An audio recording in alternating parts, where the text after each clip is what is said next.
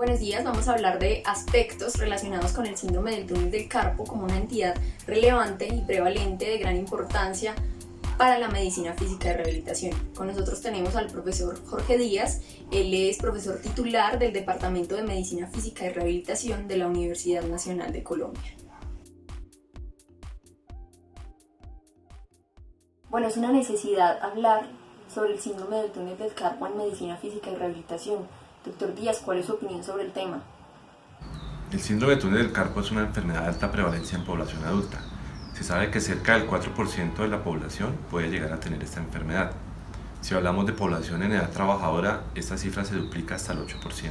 Asimismo, el síndrome del túnel del carpo es la enfermedad profesional más frecuente en Colombia.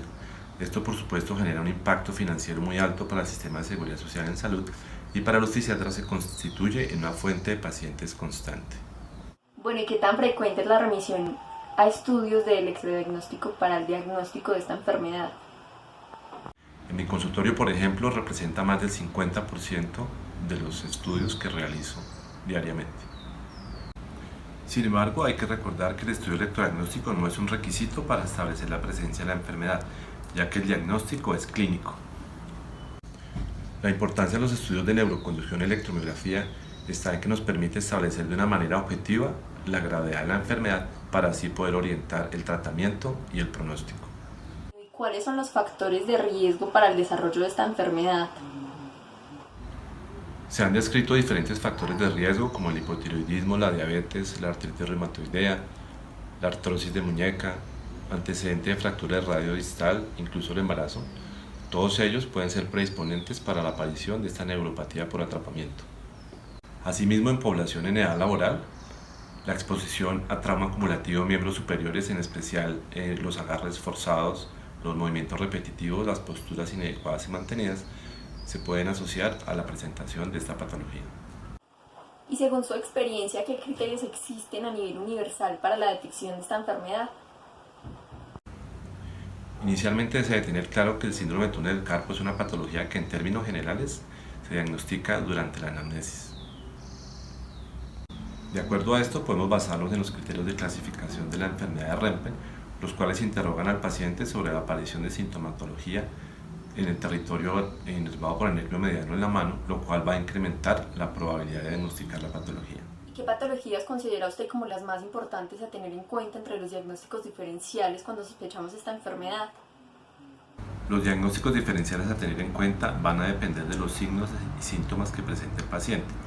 Por ejemplo, si el síntoma principal es el dolor en manos o muñecas, debemos descartar las artropatías en este nivel, pero especialmente las tenosinovitis de muñeca, ya que estas comparten los mismos factores de riesgo ocupacionales que el síndrome del túnel del carpo.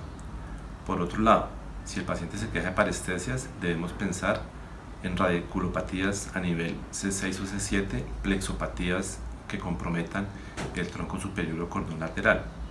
Por otro lado, si los síntomas o signos que encontramos en el examen físico corresponden a compromiso en la musculatura intrínseca de la mano, debemos descartar plexopatías, en este caso a nivel del tronco inferior o cordón medial, o afección de las raíces C8 y T1.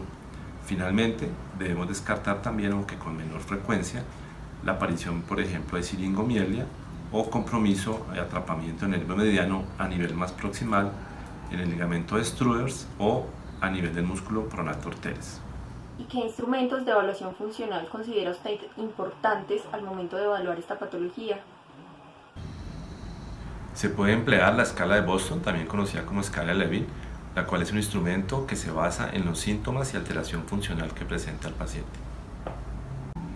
A mí me gusta en especial la escala de clasificación de Giannini, ya que esta describe de manera secuencial la aparición de los síntomas y signos en el paciente, tal y como sucede en la historia natural de la enfermedad, es decir, primero comienza con la aparición de síntomas sensitivos nocturnos, los cuales se pueden hacer después diurnos, posteriormente se puede evidenciar en el examen clínico alteración sensitiva y finalmente se puede hallar alteración motora en los músculos de la región tenar, bien sea hipotrofia o atrofia, debilidad o plegia.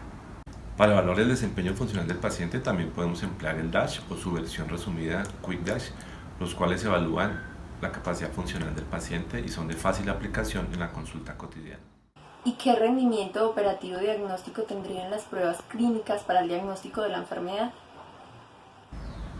Hay diferentes pruebas clínicas descritas, como puede ser el Tinel, el Fallen, el índice de muñeca cuadrada, la compresión del nervio mediano a nivel de la muñeca, pero desafortunadamente estas pruebas tienen un rendimiento operativo bajo, ya que su sensibilidad y especificidad son muy variables en la literatura médica, lo cual las hace poco confiables en la práctica clínica. ¿Y cuál es la forma de realizar una adecuada técnica de electrodiagnóstico para la detección del síndrome del túnel del carpo?